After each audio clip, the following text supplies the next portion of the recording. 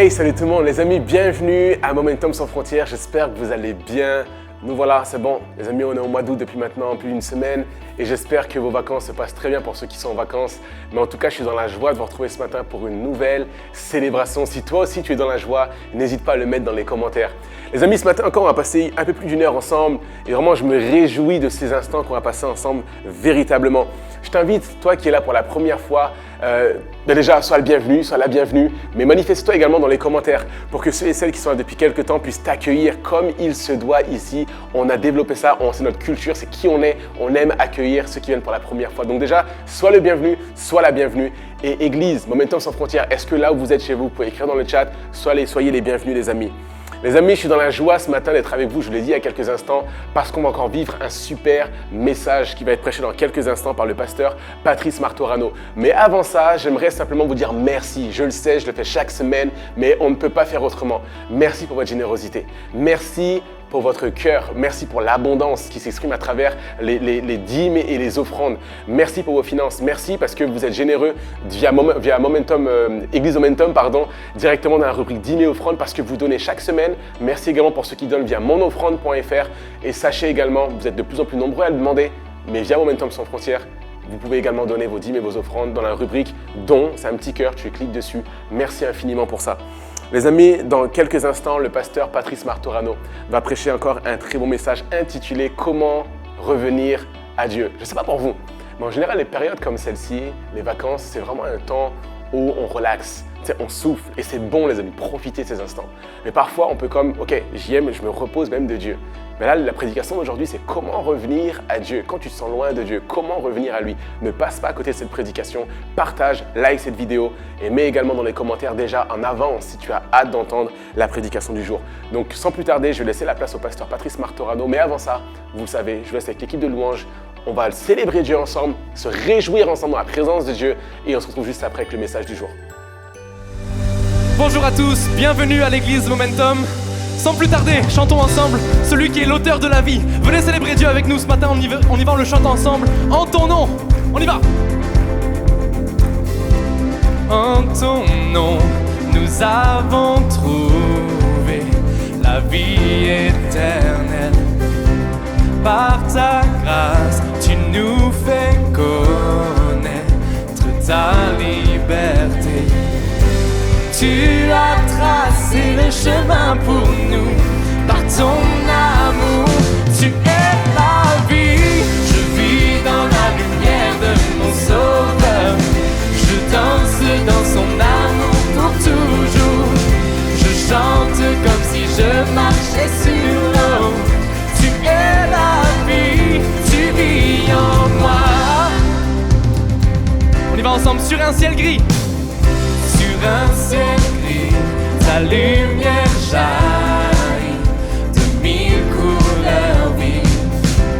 Par ta vie, tu nous conduis, que toute la terre voit. Tu as tracé le chemin pour nous, par ton amour, tu es la vie. Je vis dans la lumière de mon sauveur, je danse dans son amour pour toujours. Je chante comme si je marchais sur l'eau. Tu es la vie, tu vis en moi. Je donne ma vie pour te suivre, car ton amour ça me suffit. Tu es la vie, tu es la vie, tu vis en moi. Pour que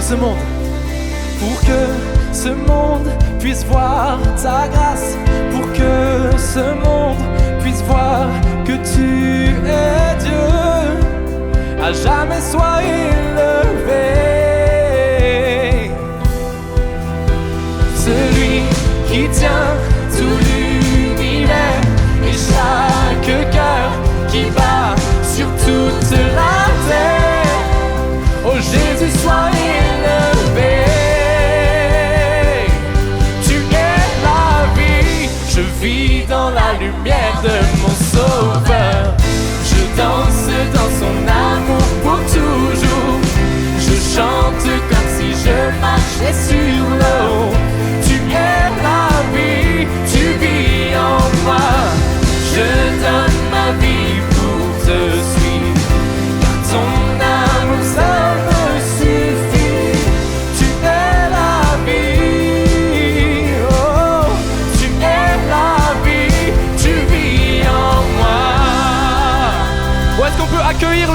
matin ensemble, l'église Momentum.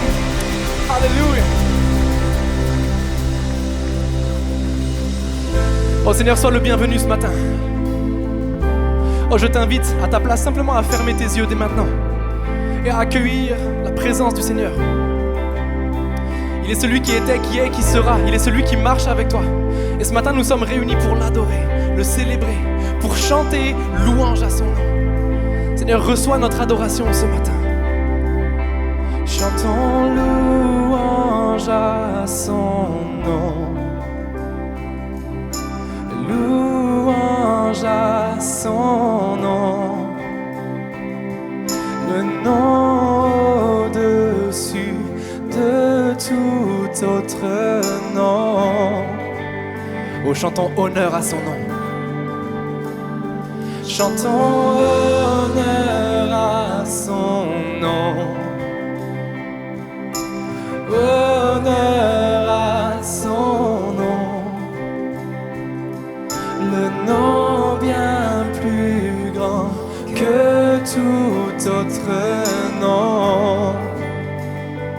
Oh, sois élevé. Sois élevé. Élevé plus haut. Sois élevé. Élevé plus haut. Oh, chantons ensemble, chantons louange. Chantons louange à son nom. Oh, louange, louange à son nom. Le nom au-dessus de tout autre nom. Chantons honneur, chantons honneur à son nom. Honneur à son nom. Le nom bien plus grand que tout autre nom. Oh, sois élevé.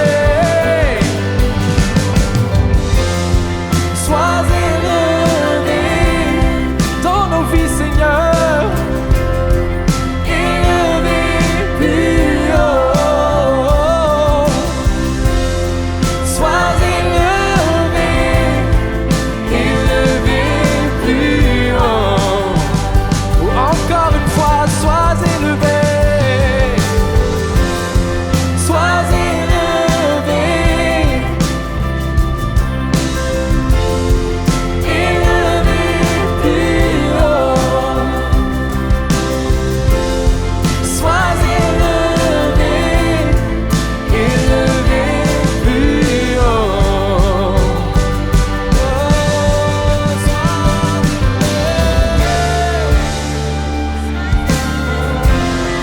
Reçois la gloire de nos cœurs.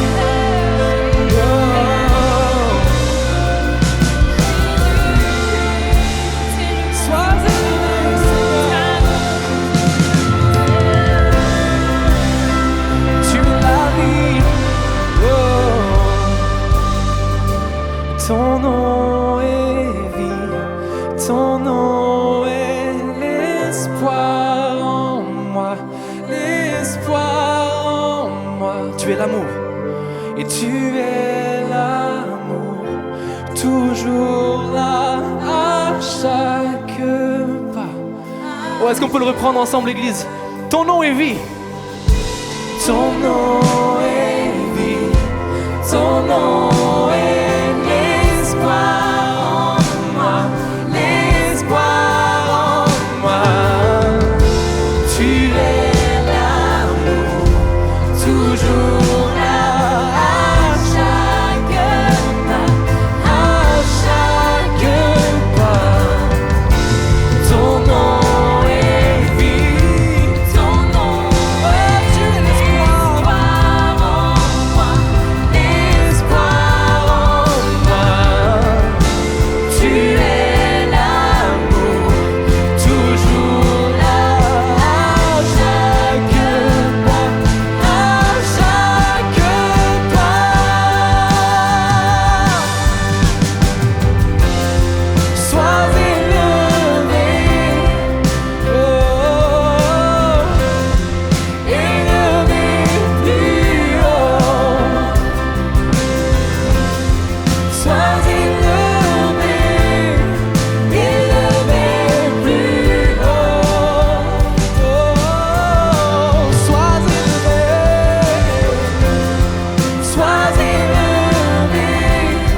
chaque instant, Seigneur.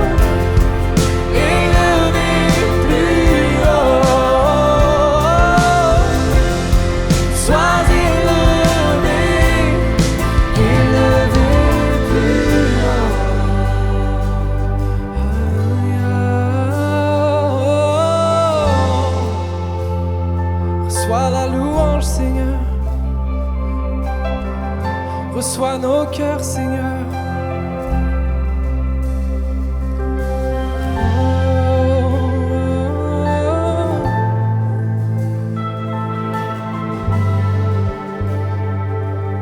Seigneur, reçois la gloire ce matin, que nos louanges puissent remplir ce lieu. Que nos louanges puissent remplir ce lieu et réjouir ton cœur, Seigneur Jésus. Tu es digne. Oh, tu es digne, Seigneur. Tu es digne de gloire, Seigneur.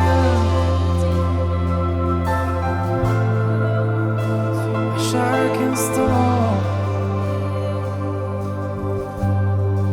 que nos louanges inondent ce lieu, que nos louanges inondent ce lieu, que nos louanges inondent ce lieu, car tu es bon.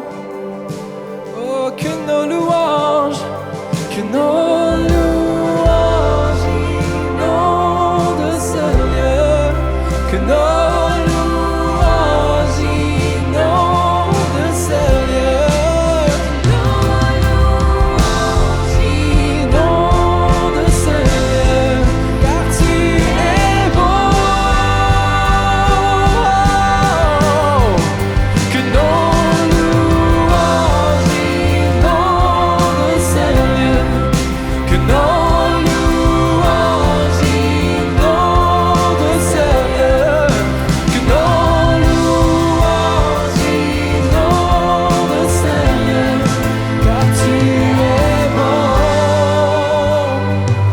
Nous t'élevons, sois élevé. Oh, toutes les voix ce matin, élevé plus haut. Élevé plus haut,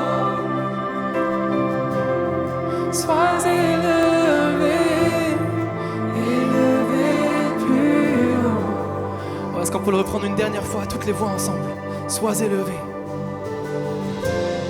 sois élevé, élevé plus haut. Sois élevé, élevé plus haut.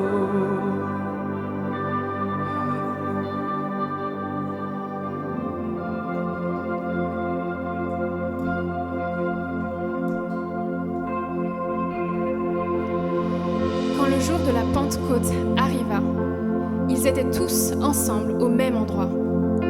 Tout à coup, il vint du ciel un bruit, comme celui d'un vent violent, qui remplit toute la terre, toute la maison, où ils étaient assis.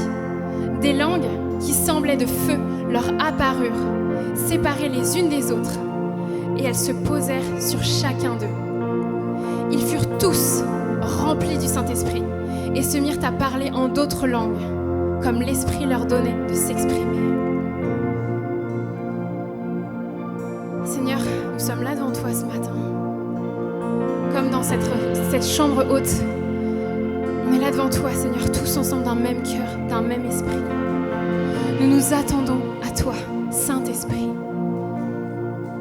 Merci, Seigneur, pour ta présence. Nous la recevons, nous l'acceptons. Merci pour ta douceur, Seigneur, pour ta bonté. Saint-Esprit, tu es doux, plein de bonté. Nous te recevons ce matin. Tu es notre espoir, Seigneur. Nous espérons en toi, Seigneur. Alléluia.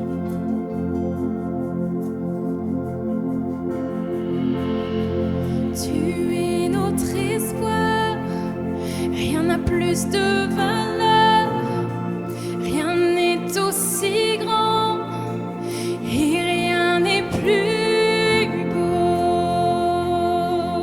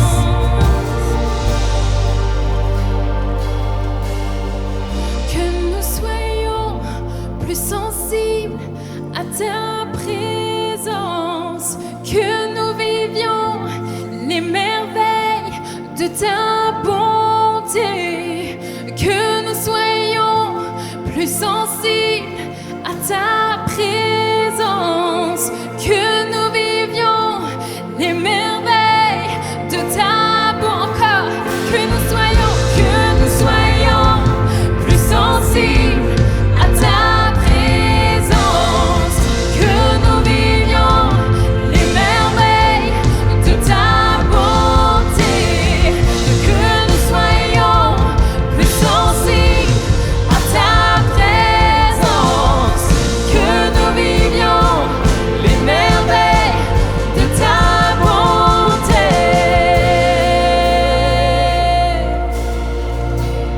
Saint-Esprit,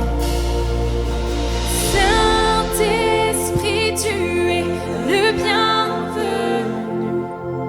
Que ta présence vienne inonder ce lieu. Seigneur, nous attendons. Seigneur, nos cœurs soupirent après ta parole.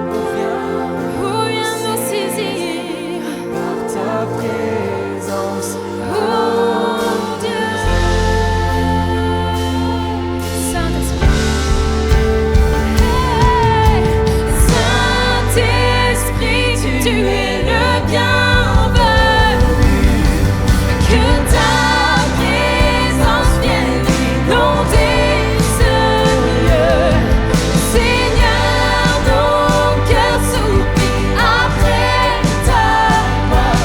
Oh, viens nous saisir par ta présence, Saint-Esprit. Saint-Esprit, tu es le bienvenu. Que ta présence vienne inonder ce lieu. Seigneur, nos cœurs soupirent après ta gloire. Oh, viens nous saisir par ta présence, oh Dieu. Par ta présence, viens nous saisir. Par ta présence, Jésus, viens nous inonder, Saint-Esprit. Par ta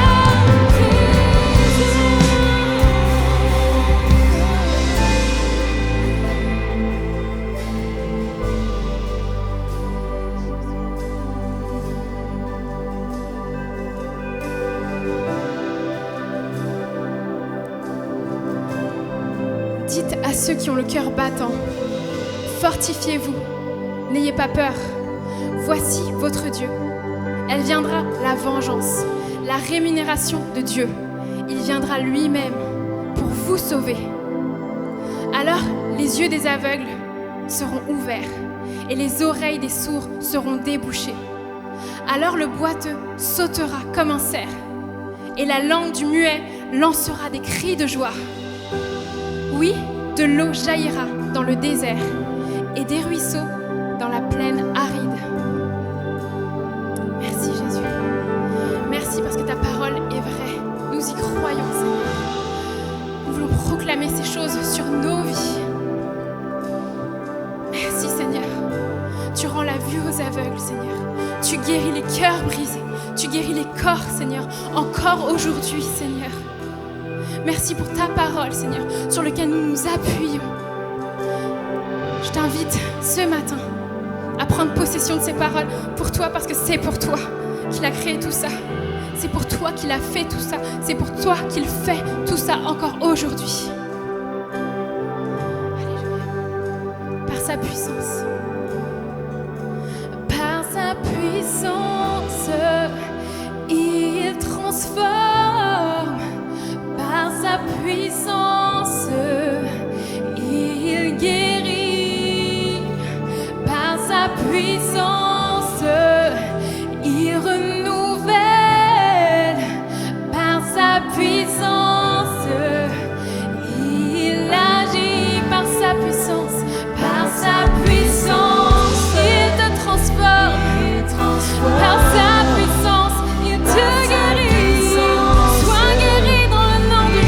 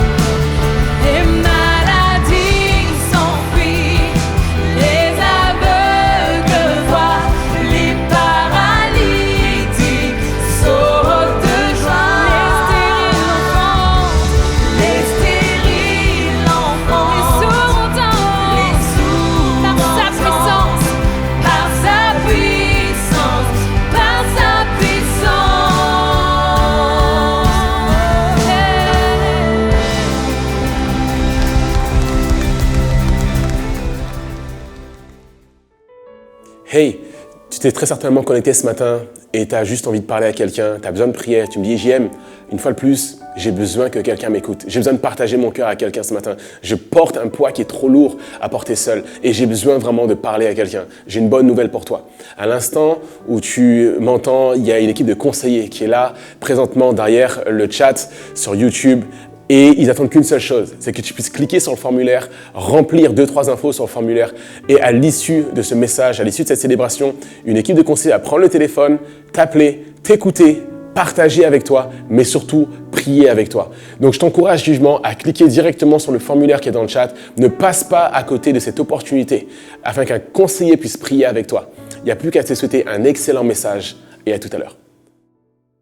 Bienvenue à tous à Momentum sans frontières. Je suis dans la joie ce matin de partager ce moment avec chacun d'entre vous. Alors prenez un instant, dites-moi un petit peu dans les commentaires d'où vous venez. Ça m'intéresse, on est vraiment bénis de voir toutes ces personnes nous rejoindre.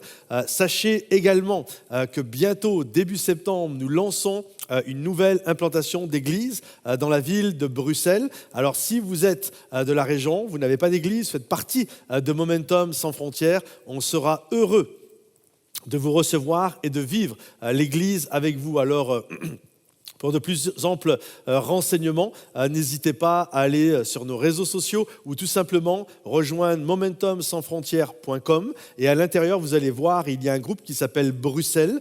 Et rejoignez le groupe de Bruxelles. Et comme ça, vous aurez toutes les infos nécessaires pour démarrer ce lancement d'église au mois de septembre 2022, Dieu voulant. Et je crois vraiment qu'on va être bénis et encouragés.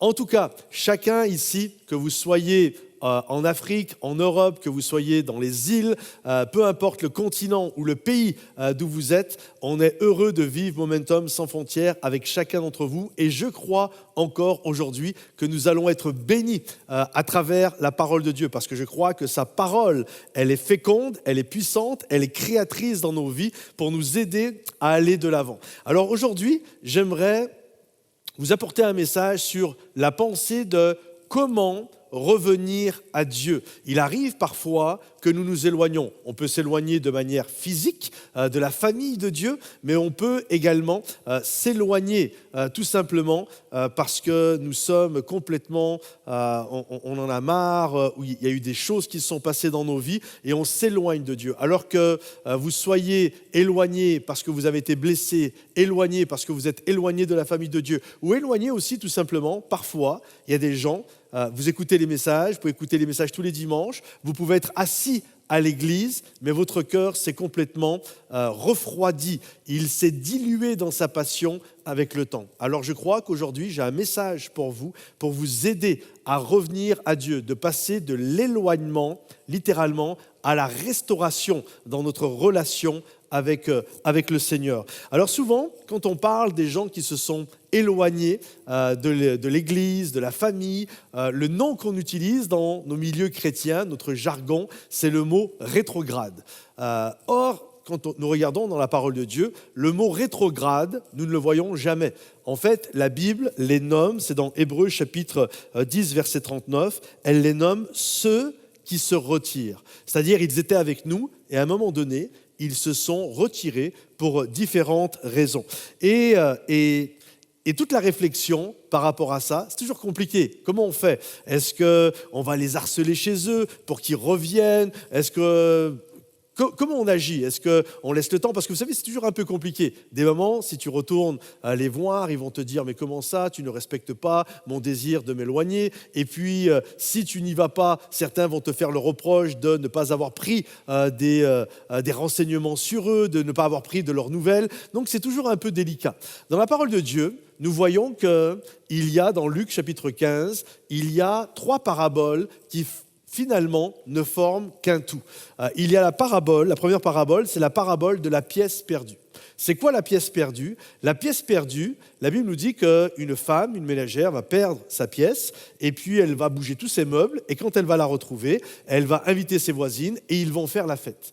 La pièce perdue représente tous les gens qui sont perdus, mais qui n'ont pas conscience d'être perdus. Une pièce n'a pas de conscience. Donc il y a des gens qui sont perdus, ils n'ont pas de conscience. Et là, on fait tout pour les retrouver.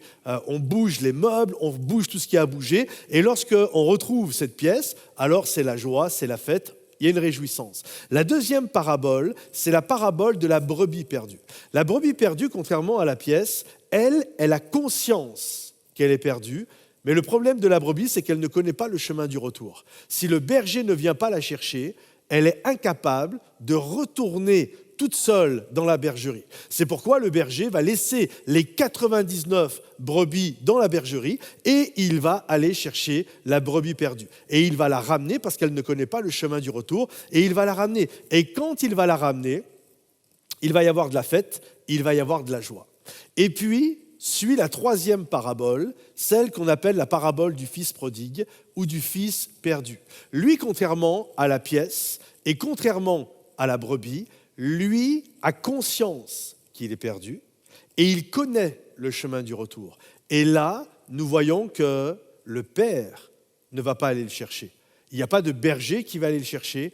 En fait, c'est lui qui a claqué la porte et c'est à lui de prendre conscience de l'état dans lequel il se trouve, d'avoir un réveil à l'intérieur de lui, comme le fils prodigue, en disant « J'ai péché contre Dieu et contre le ciel, et je me lèverai et je retournerai dans la maison de ma famille. » Et donc, nous voyons que le Père prie pour lui, nous voyons que le Père l'attend, nous voyons que c'est à lui de faire le chemin du retour, et lorsqu'il revient, il n'y a pas de jugement, il n'y a pas de condamnation, au contraire, il y a un Père qui lui tend les bras, qui le serre fort contre lui parce qu'il l'aime, il est joyeux, il est heureux, et il fait la fête. Il y a un banquet qui va être donné en l'honneur de ce garçon qui était perdu, et qui est revenu à la vie. Donc nous voyons que la manière même d'être et de faire, suivant la pièce, la brebis ou le fils, n'est pas tout à fait à chaque fois la même. Et j'aimerais aujourd'hui regarder comment nous pouvons passer justement de l'éloignement à la restauration de ce que Dieu a prévu pour nous. Alors, on va regarder différentes raisons de causes d'éloignement et de la manière dont Dieu désire nous réhabiliter. Et vous qui m'écoutez ce matin, que vous soyez totalement éloigné de Dieu, éloigné de la famille de Dieu, ou que vous soyez à l'intérieur d'une église, mais complètement dans votre corps loin, en fait, vous faites acte de présence, mais votre corps n'y est pas. J'aimerais, à travers ce message, et je crois que Dieu va vous bénir, vous encourager, réveiller quelque chose dans votre cœur, réveiller la passion, l'amour, le don de Dieu dans votre cœur, pour que vous puissiez de nouveau enclencher, être réhabilité, restauré par Dieu, afin que vous puissiez être la personne que Dieu a désiré que vous soyez depuis toute éternité. Alors, l'histoire, nous allons regarder une histoire et puis plusieurs choses à travers cette histoire et à travers également différentes pensées, mais c'est celle de Pierre. Pierre est une colonne de l'Église primitive. Il est l'un des premiers leaders, il est le premier prédicateur après la Pentecôte à avoir prêché avec 3000 personnes sauvées dans Actes au chapitre 2. Mais Pierre lui aussi a connu un moment d'éloignement au point même qu'il a tout laissé tomber et il était même retourné à son ancien job. Et nous allons voir ce qui l'a amené à tomber et nous allons voir comment Dieu l'a réhabilité. Alors, Pierre se retrouve à un moment, juste quelques instants avant l'arrestation de Jésus dans le jardin de Gethsémani. Il est dans une chambre haute avec Jésus, avec les autres apôtres. Et Jésus explique ce qu'il va vivre. Et là, Pierre fait une belle déclaration. Sincèrement, je crois que c'est une déclaration que beaucoup d'entre nous avons fait. Seigneur, jamais je ne t'abandonnerai, jamais je ne te délaisserai. Oui, Seigneur, tu as tellement fait pour moi. Tu m'as sauvé, tu m'as aimé le premier, tu as donné ta vie pour moi. Jamais je ne pourrai t'abandonner. Et Pierre est dans cet état de pensée. Il déclare sa flamme, son attachement et sa fidélité envers Jésus.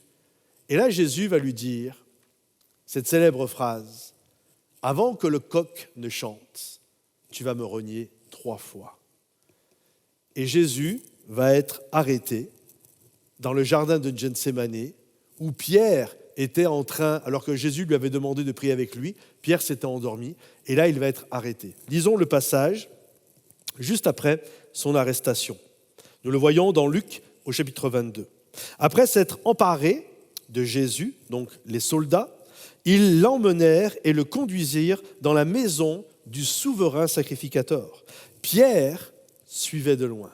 Pierre n'est plus à côté. La belle déclaration, elle n'est plus tout à fait vraie maintenant. La Bible nous dit il suit de loin.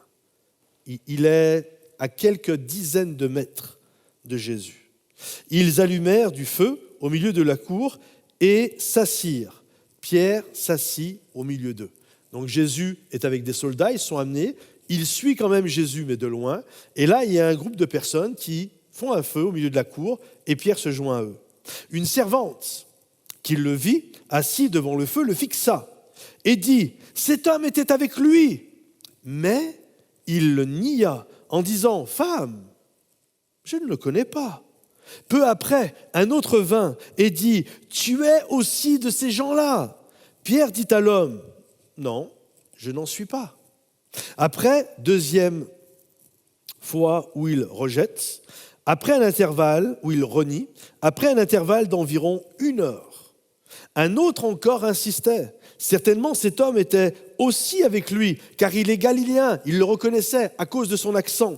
Et Pierre répondit, là il y va fort, « Toi, je ne sais même pas ce que tu veux dire. » Au même instant, alors qu'il vient de renier Jésus pour la 3e fois, au même instant, comme il parlait encore, le coq chanta. Le Seigneur se retourna et regarda Pierre. Et Pierre se souvint de la parole que le Seigneur lui avait dite avant que le coq chante. Aujourd'hui, tu me renieras 3 fois. Pierre sortit et dehors, il pleura amèrement. On voit là l'histoire d'un homme qui est l'apôtre Pierre, en qui nous pouvons nous identifier. Combien de fois nous nous sommes mis à suivre dans nos vies, et si vous ne l'avez jamais fait, tant mieux pour vous, mais beaucoup d'entre nous, moi le premier, ça arrivait dans mes 26-27 ans de marche avec Dieu. Parfois, j'ai été passionné, zélé, et il arrivait aussi parfois, comme beaucoup j'imagine, où on se met à suivre Jésus de loin. On le suit toujours, mais de loin. Notre cœur s'est refroidi et on a perdu notre entrain. On a perdu vraiment ce qui bouillonnait dans notre cœur. Et là, il va le renier. C'est fort même, là, il y a carrément un reniement qui prend place. Et lorsque le coq chante, il le renie 3 fois. Pierre se souvient de la parole. Et là, Jésus va se retourner et il va le regarder. Et les yeux de Jésus vont croiser les yeux de Pierre. Et je ne crois pas que le regard de Jésus était un regard accusateur, mais comme un regard triste. Tu es en train de m'abandonner, tu es en train de me renier. Et là, Pierre a été attristé, non pas de Jésus, mais de l'attitude qu'il a eue envers Jésus. Il est sorti et il s'est mis à pleurer amèrement. J'aimerais dans un premier temps regarder à quelques causes, quelques processus qui nous amènent à nous éloigner. Alors, on ne va pas toutes les regarder ce matin parce que je sais qu'il y en a beaucoup et j'aimerais en voir quelques-unes, celles qui m'ont interpellé et celles que j'aimerais vous partager. Alors, première cause d'éloignement, j'ai noté les mauvaises fréquentations. Le psaume 1 est un psaume qui nous explique comment être heureux, mais en même temps, il nous explique comment être malheureux et comment nous éloigner de Dieu. Regardez ce que David dit dans le psaume 1 concernant justement nos fréquentations et l'impact de ces fréquentations dans notre amour et dans notre marche avec le Seigneur. Il est dit ceci, psaume 1, « Heureux l'homme qui ne marche pas selon le conseil des méchants, c'est-à-dire qui adopte la manière de penser des méchants, qui ne va pas se tenir sur le chemin des pécheurs, c'est-à-dire qui va imiter finalement leur comportement, et qui ne s'assit pas en compagnie des moqueurs. Donc là, on s'assoit dans un groupe, il y a une installation, c'est un peu ce que Pierre a fait, il s'est installé avec eux, où il y a une installation carrément dans le groupe. Vous voyez un petit peu la progression, il y a eu une adoption, suite à cela, il y a eu une imitation du comportement, et ensuite, il y a carrément une installation dans le groupe. Mais, heureux l'homme qui trouve son plaisir dans la loi de l'Éternel, il est comme un arbre planté près d'un courant d'eau, qui trouve son plaisir dans la loi de l'Éternel, ses feuillages jamais ne se flétrissent. Donc nous voyons que nos fréquentations ont un impact important dans notre vie. Je me souviens, quand j'étais tout jeune homme, j'ai travaillé dans une enseigne en tant que vendeur. Et quand je suis arrivé, j'étais un vrai ventilateur dans la surface de vente, dans le sens où j'arrêtais pas de courir. J'allais partout et tout. Et puis des moments, je voyais, il y avait des gens à la machine à café, ils parlaient mal, ils critiquaient, etc. Mais moi, j'en avais rien à faire. Je désirais être embauché, je désirais gagner ma vie, j'étais payé avec des coms, etc. Donc j'étais là, je travaillais fort. Et puis, vous savez, avec le temps, ça arrive parfois qu'on est déçu, le patron avait fait une promesse, il ne l'a pas tenue, il s'est passé des choses, etc. Et puis, à un moment donné, j'ai ralenti ma marche et puis je me suis mis à écouter ceux qui parlaient mal. Et quelque temps par la suite, je me suis retrouvé à la machine à café, installé dans le groupe, et je critiquais le nouveau qui venait d'arriver et qui faisait ce que moi je faisais quelque temps auparavant. Heureusement, je me suis remis la tête à l'endroit, j'ai compris cette réalité, par la suite je me suis converti et j'ai compris que le Seigneur désirait que je sois un sujet de bénédiction, donc j'ai un beau témoignage, mais vous comprenez cette manière de faire. Et c'est pareil dans l'Église. Il y a des gens, ils arrivent dans l'Église, tous arrivent dans l'Église, ils aiment l'Église, ils aiment les messages, ils aiment la louange, ils aiment les frères et sœurs, ils aiment tout. Et puis, des moments dans l'Église, ça arrive. Il y a des gens, ils parlent mal du frère un tel, de la sœur un tel, peut-être du pasteur, peut-être de telle ou telle personne. Ça arrive, on le sait que ça peut arriver. Et là, tu as des gens, alors qu'ils étaient en passion avec Jésus, passionnés de l'Église, passionnés de l'œuvre de Dieu, d'un seul coup, alors qu'ils couraient, c'est ce que dit l'apôtre Paul, vous couriez si bien, qui vous a arrêté? Alors qu'ils couraient dans leur passion pour Dieu, boum, d'un seul coup, ils s'arrêtent parce qu'un frère va les décevoir, parce que peut-être le pasteur, à un moment donné, n'a pas fait ce qu'il fallait, qu'il en ait conscience ou pas du reste. Et puis, un jour, quelqu'un va leur faire une réflexion, une sœur va leur faire une réflexion, etc.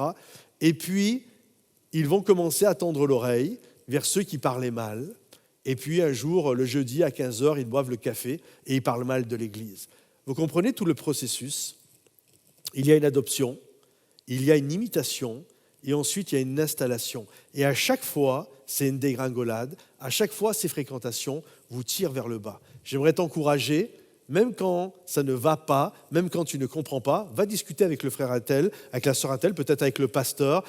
Trouve des gens spirituels autour de toi, des gens qui aiment l'œuvre de Dieu, Jésus, et qui ont compris que personne n'est parfait dans l'Église, même si on tend à ça, et sois encouragé à travers eux, et eux, ils vont te tirer vers le haut. Mais les mauvaises fréquentations sont dans un processus qui peuvent t'éloigner de ta passion et de ce que Dieu a prévu pour toi. La deuxième chose de cause d'éloignement, je l'ai appelé le syndrome du veau d'or. Le veau d'or, quand on y réfléchit, c'est quelque chose de particulier. Le veau d'or, c'est le peuple d'Israël qui est sorti. Il est sorti d'Égypte après 400 ans d'esclavage. Et lorsqu'ils sont sortis d'Égypte, la Bible nous dit ils sont sortis non seulement libres, mais ils sont sortis avec l'or des Égyptiens. La Bible nous dit que, en fait, les Égyptiens vont leur donner tout leur or. C'est-à-dire que non seulement Dieu va prendre soin de les libérer, mais en plus Dieu va prendre soin, c'est fou, de les bénir financièrement.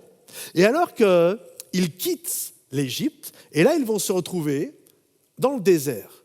Et dans le désert, à un moment donné, ils vont se dire, faisons-nous un Dieu. Et là, ils vont prendre la bénédiction de Dieu, parce que littéralement, l'or, c'était la bénédiction de Dieu. Ça ne veut pas dire que Dieu a donné sa bénédiction pour faire un veau d'or, mais ils ont pris l'or que Dieu leur a donné, donc ils ont pris ce que Dieu leur a donné, la bénédiction de Dieu, et ils en ont fait une idole. Et au lieu, comme Moïse et Josué, de monter sur la montagne et d'adorer le Dieu de la bénédiction, ils se sont mis à adorer la bénédiction de Dieu. Et c'est ça que j'appelle le syndrome du veau d'or. Une des causes d'éloignement, c'est que tu arrives dans la famille, tu arrives près de Dieu, il te pardonne tes péchés, il fait de toi une nouvelle créature et Dieu ne veut pas juste te libérer, Dieu veut te bénir. Alors il va te donner un travail, il va peut-être te donner ton diplôme, il va te donner une épouse, un époux, il va te donner des enfants, il va te donner une maison. Et c'est fou parce qu'au fur et à mesure que Dieu te bénit, au fur et à mesure que Dieu bénit, on voit que des gens disparaissent. C'est comme c'est la bénédiction. En fait, la réalité, ce n'est pas la bénédiction qui les éloigne, mais d'un seul coup, ils adorent la bénédiction de Dieu. C'est ça le syndrome du veau d'or, plutôt que d'adorer le Dieu de la bénédiction. J'ai noté ceci. En fait, il y a la bénédiction du salut. Ensuite, Dieu bénit sentimentalement, bénédiction familiale, bénédiction matérielle, bénédiction professionnelle. Et puis d'un seul coup, il y a littéralement comme une faillite spirituelle. Je construis une maison et je disparais à jamais. Et donc, plus ils sont bénis et plus ils suivent Jésus de loin. Mais, merci Seigneur, parce que nos églises sont remplies. Et là, je suis persuadé que ce matin, plein, vous êtes en train d'écouter ce message et vous êtes le témoignage qu'on peut être béni, on peut être sauvé, on peut avoir un job qui a été donné par Dieu, une épouse, un époux, avoir toutes sortes de choses et de toujours être fidèle à Dieu. Alors, ne laisse pas les bénédictions t'éloigner de Dieu. C'est le témoignage de beaucoup parmi nous, de beaucoup de gens qui écoutent. Ils aiment Dieu, Dieu les bénit, mais ils n'ont jamais oublié que tout ce qu'ils ont, c'est une grâce qui vient du Père des Lumières. Tout don parfait vient de lui, en qui il n'y a aucune ombre de variation. Et là, aujourd'hui, nous voulons le louer, nous voulons l'adorer. Nous ne voulons pas que la bénédiction soit un sujet d'éloignement, mais que la bénédiction soit un sujet qui va faire élever nos cœurs, nos âmes, pour avoir plein de gratitude et de reconnaissance envers notre Dieu. Également, une troisième cause d'éloignement, c'est lorsque nous sommes blessés par un autre, blessés par une personne. Regardez ce qu'il est dit. Simon-Pierre, qui avait une épée, la tira. Juste pour vous mettre dans le contexte, Jésus est dans le jardin de Gethsémani. Des soldats arrivent pour arrêter Jésus. Et là, tu as Pierre qui avait une épée. Et Pierre arrive et il y a un homme qui s'appelle Malchus. Et Pierre va vouloir protéger Jésus et il va blesser un homme.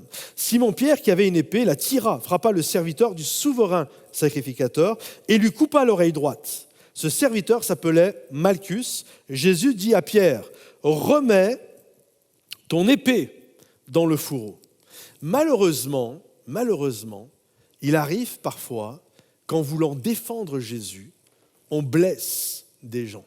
Ça peut être quelqu'un qui témoigne et puis quelqu'un n'est pas d'accord avec lui et à la base on partait d'un bon sentiment, on voulait parler de Jésus avec beaucoup d'appréciation et puis d'un seul coup on a un détracteur devant nous et puis là on sort notre épée, l'épée c'est notre petite langue, on la sort de son fourreau et schlac et on casse celui qui est en face de nous.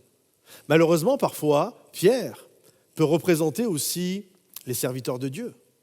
Il arrive parfois qu'un pasteur, ça arrive, pensant, je ne parle pas d'un pasteur méchant et qui ferait ça de manière intentionnelle. Non, je parle d'un pasteur qui veut tellement protéger l'œuvre de Dieu et qui sent que l'œuvre de Dieu, que Jésus est menacé par quelque chose qui arrive à l'église, sort son épée un dimanche matin ou je ne sais quand, dans son bureau ou je ne sais où, et là il sort sa langue et schlac, il coupe les oreilles des gens.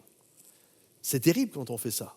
J'espère que je ne l'ai jamais fait. Si un jour je l'ai fait, je demande pardon pour ceux qui l'ont vécu ainsi. Mais c'est terrible quand on blesse des gens. En fait, Pierre pensait servir Jésus. Pierre pensait protéger Jésus. Mais la seule chose qu'il a fait, c'est blesser quelqu'un. Heureusement que Jésus va être là, il va ramasser l'oreille de Malchus, il va la recoller. Heureusement d'ailleurs que Jésus est là parmi nous pour nous restaurer quand des frères ou des sœurs ou des bien-aimés dans la famille de Dieu nous blessent. C'est pareil, moi en tant que pasteur, on est blessé. Heureusement que Dieu est là à chaque fois pour nous restaurer. Et je crois que c'est important, chacun d'entre nous, que nous fassions attention à ça. Ce n'est pas parce que nous servons Dieu, ce n'est pas parce que nous aimons Jésus et que nous voulons protéger l'œuvre de Jésus que nous devons blesser des gens. Pierre était plein de bonnes intentions, mais Jésus n'a pas aimé ça. Jésus va lui dire, « tu prends ton épée, tu la remets dans le fourreau. Tu prends ta langue et tu la remets dans ta bouche. » Et des moments, des gens quittent les églises à cause de ça. Ils quittent des églises parce qu'ils ont été blessés. Et vraiment, si c'est le cas, au nom de tous les chrétiens, même si je ne vous connais pas, on vous demande pardon. L'homme est imparfait. Il faut regarder à Jésus. C'est Jésus qui guérit, c'est Jésus qui restaure. Alors ce matin, laisse Jésus ramasser ton oreille, comme il l'a fait pour Malchus, et laisse-le te recoller ton oreille. Également, une autre cause qui peut nous éloigner, j'aimerais vous poser cette question. Pour vous, quel est le pire des sentiments? Mettez-moi ça là dans le chat. C'est quoi le pire des sentiments pour vous? Est-ce que c'est le sentiment de la colère? Est-ce que c'est le sentiment, je ne sais pas, de la frustration? Quel est le pire des sentiments pour vous? Moi, je crois qu'un des sentiments qui est terrible, surtout vis-à-vis de la foi, c'est la déception. C'est lorsque nous sommes déçus. Mais pas déçus de n'importe qui, pas déçus de monsieur un tel ou de madame un tel. Non, non. Quand on est déçu de Dieu. Et ça arrive. En fait, les gens ne vont pas le dire. Vous ne verrez jamais un chrétien, ou alors c'est très rare, qui va vous dire tu sais, franchement, Dieu il me déçoit. C'est rare. Personne ne dit des choses comme ça. Mais soyons honnêtes, soyons transparents. Parlons vrai. Parfois, on peut être déçu parce qu'on s'attendait à ce que Dieu agisse, puis il n'a pas agi. Vous savez, souvent, quand on entend des témoignages, c'est toujours des happy end, c'est toujours des fins heureuses comme dans Hollywood. Mais il arrive parfois qu'on a prié pour des gens, puis les gens sont morts. On a prié pour avoir tel job, puis un autre l'a eu, puis je ne l'ai pas eu. Et lorsque nous vivons ces choses-là, il y a une déception. Alors ça ne se fait pas de crier sous les toits que nous sommes déçus de Dieu. Mais parfois, cette déception nous prend aux tripes et petit à petit nous éloigne. Je croyais que Dieu allait guérir mes parents, je croyais que Dieu allait guérir mon épouse, je croyais que Dieu allait agir et en fait, rien ne s'est passé. Il y a un prophète dans la parole de Dieu, un homme de Dieu remarquable qui s'appelle Jérémie. Personne ne peut dire que Jérémie, c'est un homme de Dieu qui est light, qui est léger. Et regardez ce que Jérémie va dire. Pourquoi? Il s'adresse à Dieu. Pourquoi ma souffrance est-elle continuelle? Pourquoi ma plaie est-elle douloureuse? Ne veut-elle pas se guérir? Serais-tu, et ça c'est fort, écoutez bien ce qu'il va dire au Seigneur, serais-tu pour moi comme une source de déception? Seigneur, est-ce que tu es pour moi comme une source de déception? Je pensais que j'allais m'abreuver auprès de toi, mais la réalité, ce que je reçois, j'ai l'impression que ce n'est pas une source d'eau vive, c'est une source de déception que je suis en train de vivre. Comme une eau dont on n'est pas sûr. C'est quand même fou quand on sait que dans la parole de Dieu, le Seigneur est symbolisé quand même par une source d'eau vive, par une fontaine, venez à moi, puis vous n'aurez plus jamais soif. Et Jésus, le Seigneur, est symbolisé avec cette source d'eau vive. Et là, Jérémie, homme de Dieu, prophète, serviteur de Dieu, intègre, remarquable, à un moment donné, dans sa déception, parce qu'il pensait qu'il va se retrouver tellement abattu, qu'il va dire, mais finalement, ne serais-tu pas pour moi comme une source de déception? Je m'attendais à autre chose. N'es-tu pas pour moi comme finalement ces nuages sans eau? Je m'attendais à ce que la pluie tombe, mais la pluie, le nuage passe, elle va arroser les autres, mais moi je ne suis toujours pas arrosé.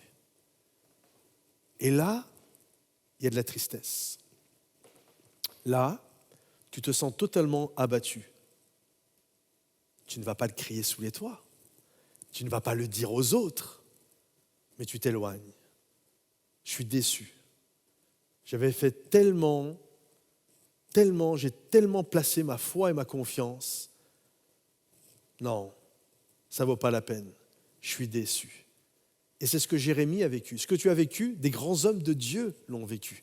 Il y a une déception qui est là. Regardez la définition de la déception. C'est un chagrin, une tristesse, une vexation que l'on éprouve quand une espérance ne se réalise pas, quand on s'est laissé prendre au mirage de l'illusion. C'est terrible, le mirage de l'illusion. Jérémie a été déçu, pourtant, écoutez bien ce que Jérémie dit. J'ai recueilli tes paroles. Okay? Vous allez voir, il va faire référence au psaume 1. C'est-à-dire qu'en fait, Jérémie, ce qu'il va dire dans le passage qu'on va regarder, il va dire « Mais moi, je n'ai pas fait partie de ces méchants-là. Je ne me suis jamais adopté, imité ou installé dans un groupe de pécheurs et de méchants. Moi, au contraire, je méditais la parole de l'Éternel. Donc, je m'attendais à être un arbre qui va porter son fruit, dont le feuillage ne flétrira jamais. » Regardez ce qu'il dit. « J'ai recueilli tes paroles et je les ai dévorées. Tes paroles ont fait la joie et l'allégresse de mon cœur, car ton nom est invoqué sur moi. Éternel, Dieu des armées, je ne me suis point assis dans l'assemblée des moqueurs, afin de m'y réjouir, mais à cause de ta puissance, je me suis assis solitaire, car tu me remplissais de fureur. » On le voit ici, il fait référence au psaume 1. Je me suis réjoui de ta parole. J'ai pris ta parole, je me suis réjoui de ta parole, et en plus, je ne me suis jamais assis dans l'assemblée des moqueurs. Même ce que Pierre a fait, moi, je ne l'ai pas fait. Enfin, Pierre n'avait pas été, l'histoire n'était pas encore faite, ça arrivait des siècles plus tard. Mais Jérémie dit, moi, je n'ai jamais lâché. Je me suis réjoui de ta parole, je suis un homme de prière, je suis un homme de lecture de la Bible, je suis un homme qui marche avec toi, je suis un homme qui m'éloigne des mauvaises fréquentations, et pourtant, je suis déçu. Pourquoi ? Difficile à dire.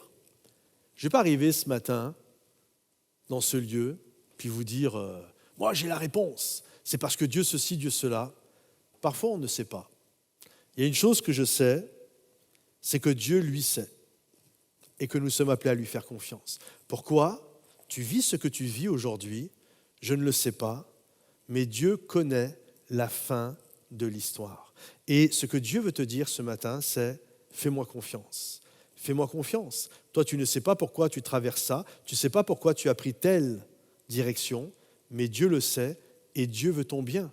Dieu veut ton bonheur, il ne veut pas ton malheur. Donc, fais confiance à Dieu. C'est un peu comme quand le peuple d'Israël est parti du pays d'Égypte. La Bible dit qu'il ne les a pas fait passer par le chemin le plus court, mais il les a fait passer par un chemin détourné. Pourquoi ? Parce que dans le chemin le plus court, il y avait un obstacle, il y avait des Philistins, et ils savaient que le peuple allait prendre peur et qu'il allait retourner en esclavage. Alors Dieu les a fait passer par un autre chemin.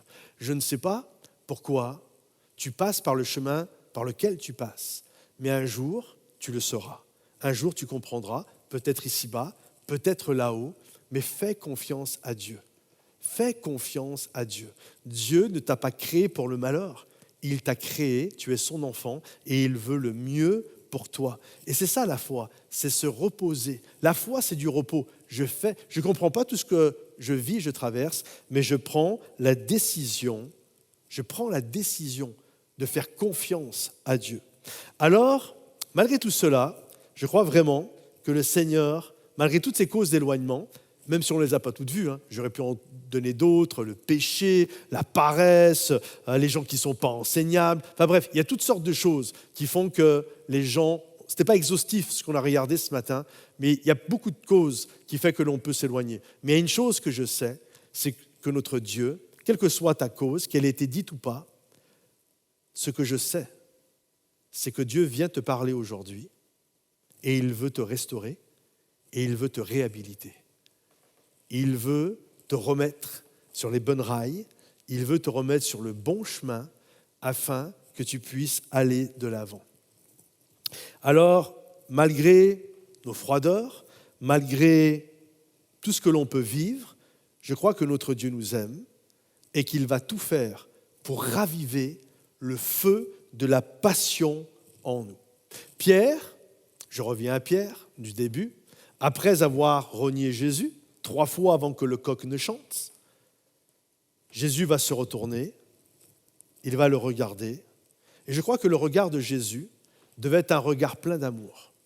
Je ne crois pas que le regard de Jésus était un regard accusateur. « Ah, t'as vu, je te l'avais dit, on ne peut pas compter sur toi. » Non.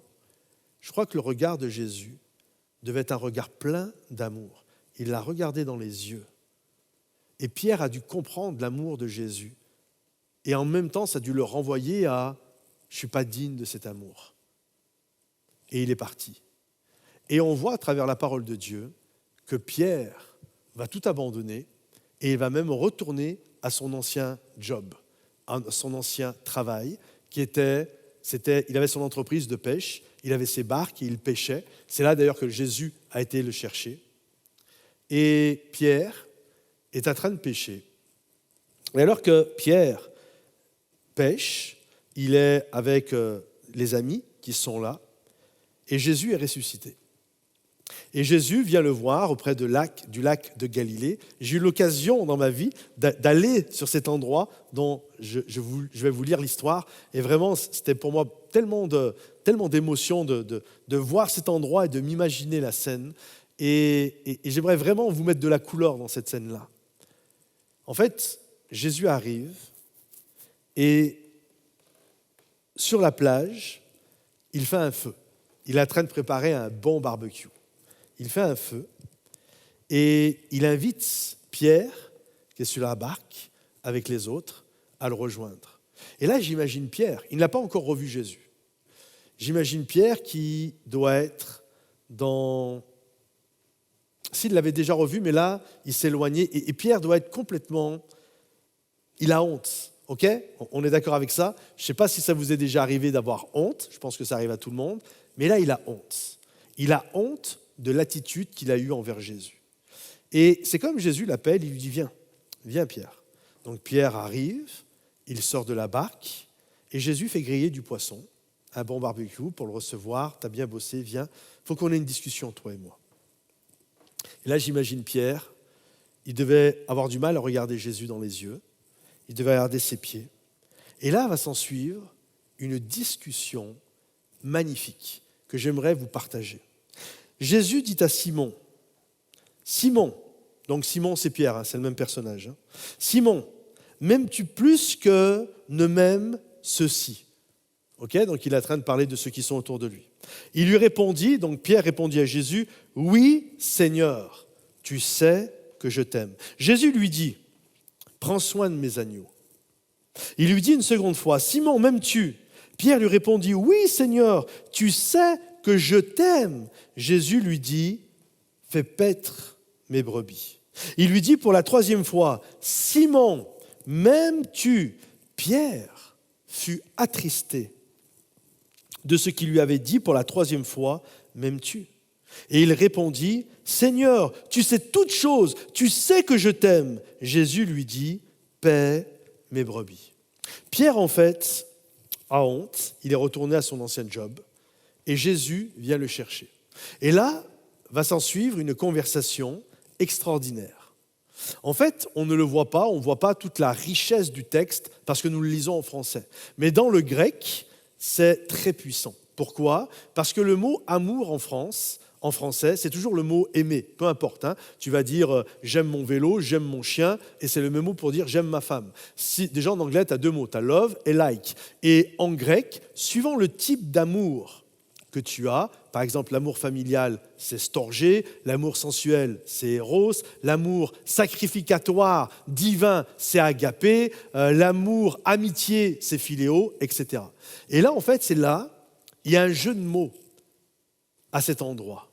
En fait, Jésus lui dit, je vais essayer de le dire comme ça, j'espère que vous allez le comprendre, mais Jésus lui dit, Pierre, est-ce que tu m'agapes ? Ça veut dire, est-ce que tu m'aimes d'un amour au-dessus de tout ? Et Pierre ne lui répond pas, oui Seigneur, je t'agape. Il lui répond, oui, je te philéo. Ça veut dire, oui Seigneur, tu sais que je t'aime bien. Ça veut dire que j'ai de l'amitié pour toi.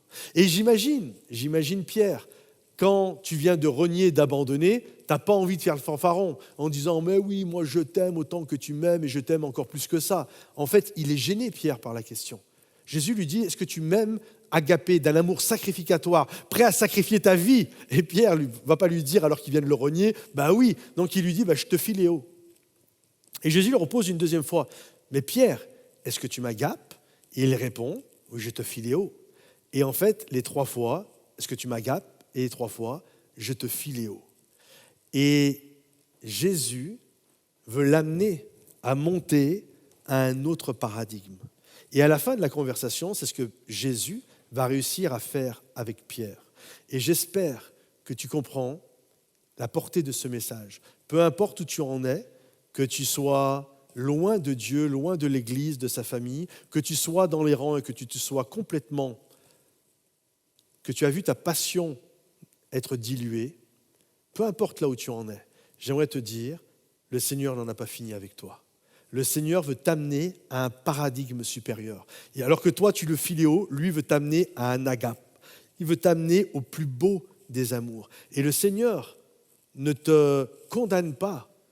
Il désire te prendre par la main, te restaurer et te relever. Et c'est ce que Jésus a fait avec Pierre. Vous savez, Pierre, quand il a abandonné Jésus, je pense que le Seigneur a fait exprès. Quand Pierre a abandonné Jésus, a renié plus exactement Jésus, il l'a renié auprès d'un feu. Il s'était assis avec un groupe autour d'un feu que j'appelle le feu de la honte. Le feu là où j'ai eu honte. Et ce qui est beau, c'est que lorsque le Seigneur va le réhabiliter, il va faire de nouveau un feu. Et c'est là que Dieu le réhabilite. En fait, Pierre est passé du feu de la honte au feu de la restauration. Et j'aimerais t'encourager aujourd'hui. Tu peux passer du feu de la honte. Tu peux passer de ton manque de passion, d'amour pour Dieu. Tu es au plus bas dans les paradigmes. Tu es en bas du bas. Le Seigneur, avec amour, vient. Il te fait un bon petit barbecue. Un bon petit rendez-vous divin, là, maintenant, avec lui. Et il te dit, est-ce que tu m'aimes? Et même quand toi, tu lui dis, mais non, Seigneur, enfin, pas non, mais oui, je t'aime, mais je t'aime, tu sais, tout en bas, Seigneur. Le Seigneur, regardez ce que le Seigneur fait. Il lui dit, fais paître mes brebis. En d'autres mots, il est en train de lui dire, ma destinée, mon appel, les plans et les projets que j'ai pour toi sont toujours d'actualité. Ton appel était de faire paître mes brebis, fais paître mes brebis. Et je crois que Jésus n'en a pas fini avec toi. J'ai noté ceci, malgré nos erreurs, la main du Seigneur est toujours là pour nous secourir. Si nous nous repentons sincèrement, sa grâce vient nous secourir et nous restaurer. J'aimerais aujourd'hui, et je finis mon message, j'aimerais t'inviter ce matin ou ce soir, quand tu regardes ce message, j'aimerais t'inviter à dire, Seigneur, même si je me suis éloigné, je désire me rapprocher de toi. Je sais que tu n'en as pas fini avec moi, je sais que ta grâce est là, je sais que ta bénédiction est là. Alors Seigneur, j'accepte ton pardon, je te demande pardon et j'accepte ta restauration dans ma vie. Je finis ce message en vous encourageant à faire ce pas, passer du feu de la honte au feu de la restauration. J'aimerais prier pour vous. Seigneur mon Dieu, je te prie pour tous ceux qui écoutent ce message. Je prie que ta grâce se manifeste. Je prie que ta bénédiction puisse aller chercher chaque personne là où ils sont ce matin, sur Momentum Sans Frontières, que ce soit dans une voiture, dans un bois, dans un salon, dans une chambre. Peu importe, Seigneur mon Dieu. En France, au Cameroun, au Québec, à l'île de la Réunion, à Tahiti, peu importe. Je prie, Seigneur mon Dieu, que ce message, ton message, Seigneur mon Dieu, puisse aller les chercher là où ils sont et les ramener dans tes cordages d'amour afin de les restaurer et de les replacer dans ce que tu as prévu depuis toute éternité pour eux, dans le nom de Jésus Père. Amen. Si tu penses que ce message peut encourager quelqu'un autour de toi, pense à partager cette vidéo. Envoie-le par mail, sur WhatsApp, sur Facebook, sur là où tu veux, sur Instagram, là où tu veux, mais pense à communiquer ce message à quelqu'un qui peut être restauré et qui peut être encouragé. Pense à liker la vidéo, pense à la commenter, mets tes sujets de prière. On priera pour toi également, ou si tu as un témoignage à donner. En tout cas, à très bientôt les amis sur Momentum Sans Frontières. Que Dieu vous bénisse. Pensez momentumsansfrontières.com et vous allez voir, il y a des groupes, il y a des formations, plein de belles choses pour vous. Soyez bénis et à bientôt. Bye bye. Hey, les amis, je ne sais pas pour vous si vous avez été vraiment encouragés ce matin par ce message, mais en tout cas, c'est encore un très bon message, un super message prêché par le pasteur Patrice Martorano. Si toi aussi tu as été béni, n'hésite pas à le mettre dans les commentaires. Et les amis, je vous encourage vraiment à faire une chose, c'est mets-moi ici dans les commentaires le point qui t'a le plus parlé dans la prédication d'aujourd'hui. Quel est le point, quelle est la phrase, quelle est la vérité à emporter qui t'a le plus marqué aujourd'hui? Mets-le dans les commentaires et j'ai hâte qu'on puisse partager et nous réjouir ensemble au niveau de ce point qui t'a béni. Les amis, il n'y a plus qu'à vous souhaiter une excellente semaine. Passez une très belle semaine dans la présence de Papa et on se donne rendez-vous la semaine prochaine pour une nouvelle célébration. Bye bye tout le monde.